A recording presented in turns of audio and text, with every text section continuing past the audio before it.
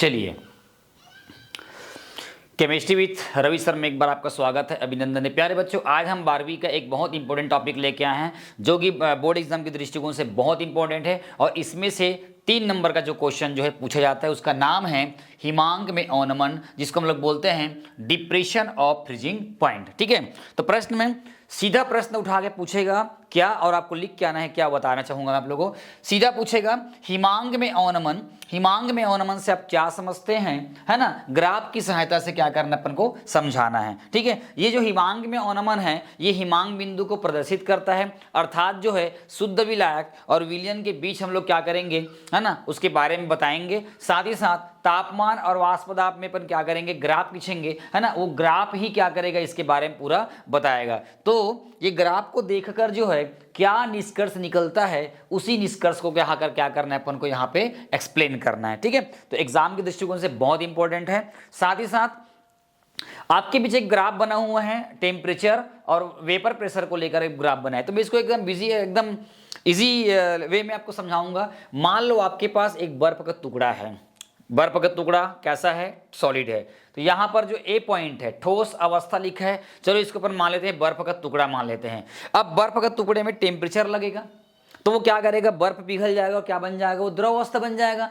द्रव अवस्था बन जाएगा तो हम उसको क्या मान सकते हैं, शुद्ध विलायक मान सकते हैं। और हम ये भी जानते हैं, पिछले क्लास में पढ़े हैं कि शुद्ध विलायक का जो वाष्प दाब होता है ना, वो विलयन के वाष्प दाब से क्या होता है, अधिक होता है। तो यहां पर देखो यहाँ पर देखो ए से बी चला गया, बी और आपका दिखाई दे रहा सी, यहाँ पर लिखा होगा द्रव अवस्था, इसी को हम लोग क्या मान दिया है ना, शुद्ध विलायक मान दिया। टेम्परेचर में इंक्रीज करेंगे तो वाष्प दाब क्या करेंगे, उसके बढ़ जाएंगे, हम लोग पढ़ा है।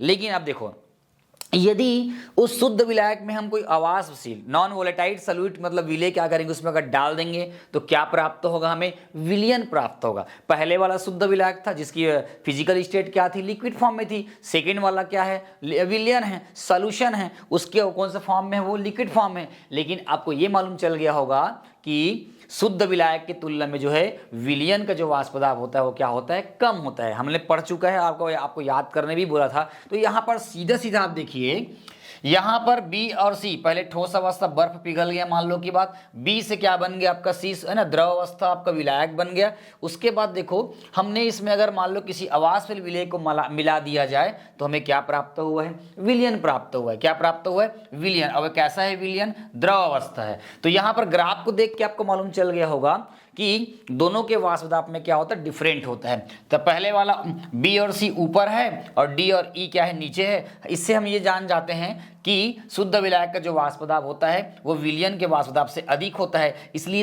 इस ग्राफ में ये बी और सी क्या है, ऊपर है, और ये विलयन का वाष्प दाब क्या है, नीचे है। आप देख सकते होंगे, है ना, समझ में आ रहा होगा। तो ये इसी ग्राफ में जो लिखा हुआ है उसी बातें को अपन को क्या करना है, एक्सप्लेन करना है। अब देखो ग्राफ को समझ में आ गया होगा तो एक एक पॉइंट यहां पर लिखना है, उसको बताऊंगा। तो सबसे पहले फर्स्ट ऑफ ऑल मैं आपको ये बताऊंगा कि जब भी आपको पेपर में पूछा जाएगा हिमांक में अवनमन क्या होता है, तो सबसे पहले ये इतने को तो लिखना पड़ेगा। लेकिन यहां पर जो है इस पॉइंट को लिखने के पहले यहां पर कुछ पॉइंट और लिखना पड़ेगा, जो कि थ्योरी है, जो कि आपको पुस्तक में मिल जाएगा। और मैं आपको जो है मौखिक रूप से बता देता हूं कि यहां पर आपको लिखना क्या है। देखो सबसे पहले आपको पूछा जाएगा हिमांक में अवनमन क्या है, क्या बोलेगा हिमांक में अवनमन। तो सबसे पहले आप लोग क्या बताओगे, किसी पदार्थ का जो हिमांक होता है ना, किसी पदार्थ का हिमांक वह ताप होता है, किसी पदार्थ का हिमांक जो होता है वह ताप होता है जिस पर उसकी ठोस अवस्था और द्रव अवस्था के वाष्प दाब क्या हो जाते हैं, समान हो जाते हैं। ये पुस्तक में भी आपको लिखा हुआ मिल जाएगा।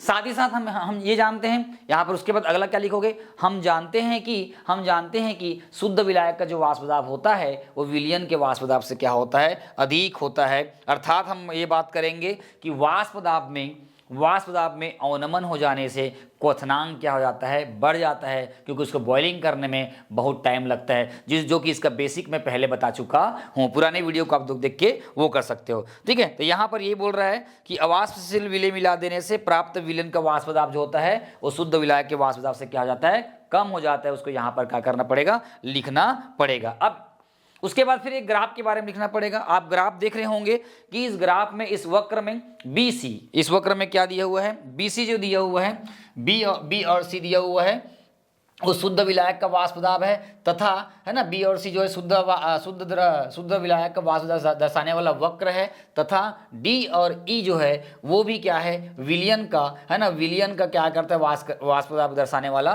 वक्र है। दोनों को अगर देखते हैं तो हमें ये मालूम चलता है कि शुद्ध विलायक का जो वाष्प पदाब है वो ज्यादा होता है किसकी तुलना में, विलयन के तुलना में। ठीक है, तो ग्राफ को देखने पर जो है निम्न निष्कर्ष निकलता है। अब वो निष्कर्ष को अपन लोग देखते हैं। तो पहला निष्कर्ष देखिए क्या बोलता है, ताप में वृद्धि कर देने से विलायक और विलयन दोनों के वाष्प पदाब में क्या करता है, वृद्धि होती है। प्रारंभिक फेस में, फर्स्ट ऑफ ऑल में, इनिशियल कंडीशन में आप क्या देख सकते हैं कि हम जैसे टेम्परेचर को बढ़ाएंगे तो हमारा वेपर प्रेशर में क्या होगा, इंक्रीज होगा।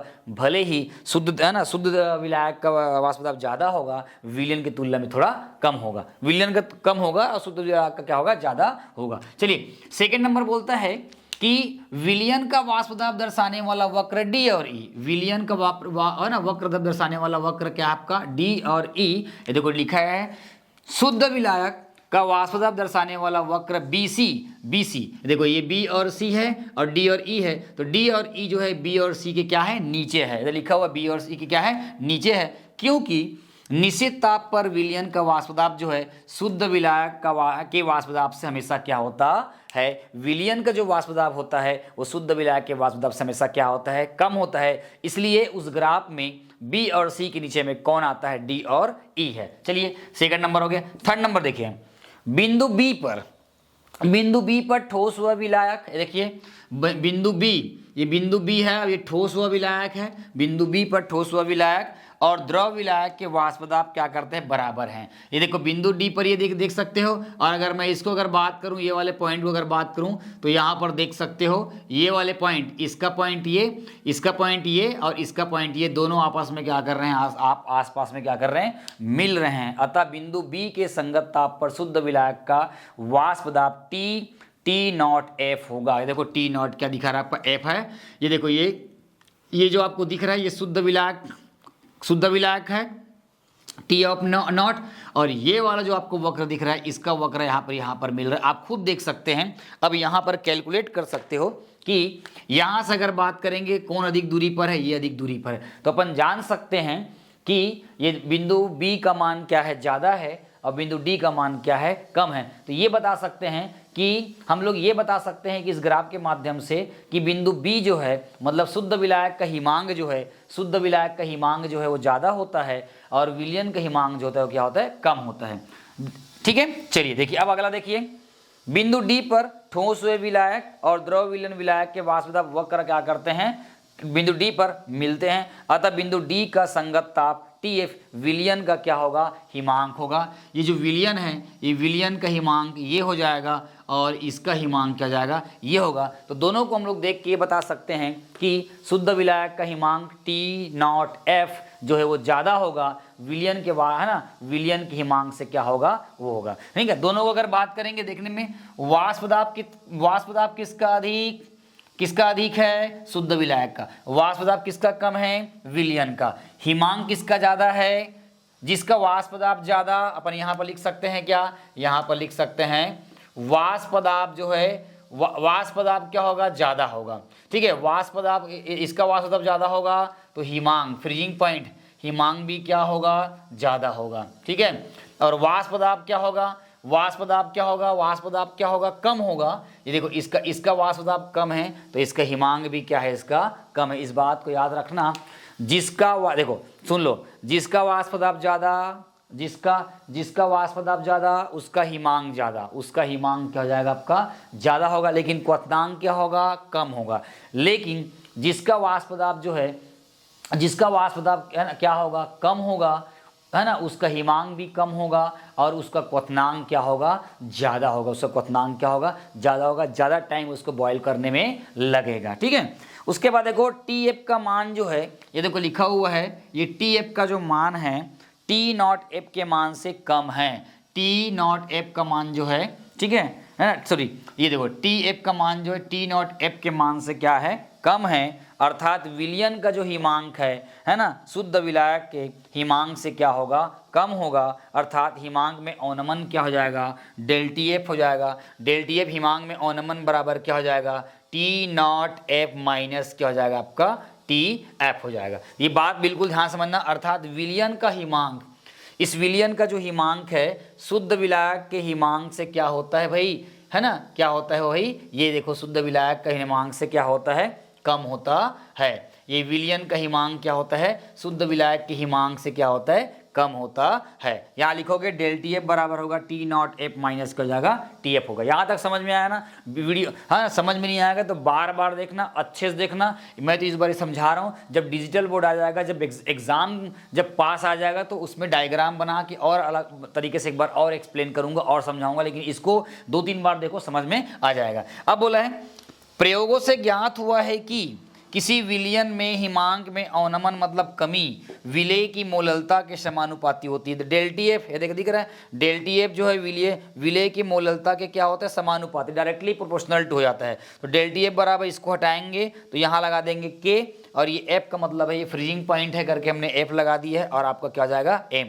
तो क्या हो जाएगा यहाँ पर आपको देख रहे हो, यदि मान लो की बात इसी केस में यदि उस विलयन की मोललता, यदि उस विलयन की मोललता का मान अगर एक हो तो फिर एक समीकरण 2 से क्या हो जाएगा, फिर ये हो जाएगा डेल टी एफ बराबर क्या हो जाएगा आपका के एफ हो जाएगा। क्या हो जाएगा, डेल टी एफ बराबर क्या हो जाएगा, के एफ हो जाएगा। समझ में आ रहा है, अगर मान लो उसका मान अगर क्या हो जाएगा 1 हो जाएगा तो डेल टी एफ का मान क्या हो जाएगा वहां पर 1 हो जाएगा, जहां पर के एफ क्या है, एक प्रकार का मोलल हिमांक अवनमन स्थिरांक है। जहां अगर के एफ क्या होगा, मोलल अवनमन स्थिरांक है ना, अवनमन स्थिरांक है, और एम क्या है आपका विलयन की क्या है आपका मोललता है, विलयन की क्या है आपका मोललता है। तो इस प्रकार से ये हमारा जो नया समीकरण बन जाएगा वो क्या हो जाएगा, तीसरा जाएगा डेल टी एफ बराबर क्या हो जाएगा आपका एफ हो जाएगा, डेल टी एफ बराबर क्या हो जाएगा एफ हो जाएगा। अब यहीं पर आपको एक लाइन लिखना होगा, वो लाइन ने बता देता हूँ, किसी विलयन का, सुन लो, किसी विलयन का मोलल अवनमन स्थिरांक,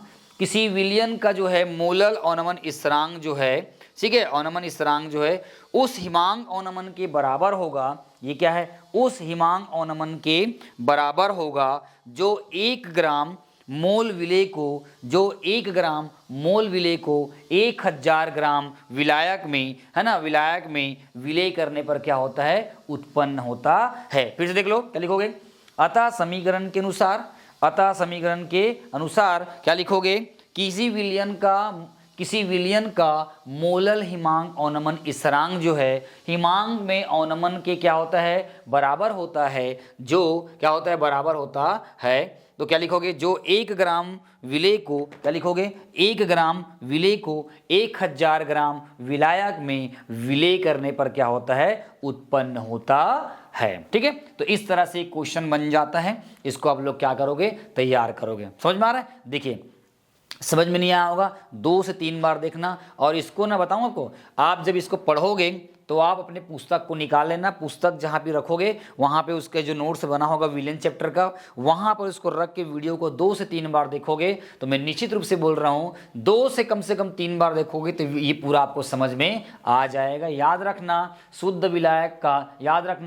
विलायक का वाष्प दाब क्या होता है, ज़्यादा होता है तो उसका हिमांक भी ज़्यादा होता है लेकिन क्वथनांक कम होता है। ठीक उसी प्रकार विलयन का वाष्प दाब जो होता है ना, वाष्प दाब कम होता है ना, तो हिमांक भी कम होता है, बट क्या होता है, क्वथनांक क्या होता है, ज़्यादा होता है। ये चीज़ को आप दिमाग में रख लेंगे तो कहीं ना कहीं आपके बेसिक कॉन्सेप्ट जो है क्लियर हो जाएगा और उसके अकॉर्डिंग कुछ क्वेश्चन आपसे बन जाएंगे। तो है ना, इस वीडियो को 2 से 3 बार देखो, आपको समझ में आ जाएगा। और इसके बाद फिर नया, इसके बाद वाला जो टॉपिक आता है ना, वो अगले वीडियो में है ना, उसको इसके बाद क्या निकालते हैं, हिमांक में अवनमन द्वारा है ना, क्या करेंगे, उसके आणविक द्रव्यमान की क्या करेंगे हम लोग, गणना करेंगे, जिसमें एक फार्मूला निकलता है। वो इसके बाद वाला वीडियो है ना, वो वाले वीडियो को आप लोग देख लेना। तक अगला टॉपिक लेके आ रहा हूँ क्वथनांक में उन्नयन, और क्वथनांक में उन्नयन के बाद फिर आएगा क्वथनांक में उन्नयन द्वारा जो है आवासशील विलेय के लिए आणविक द्रव्यमान की क्या करना है, गणना करना है। तो वीडियो को देखिए, धन्यवाद।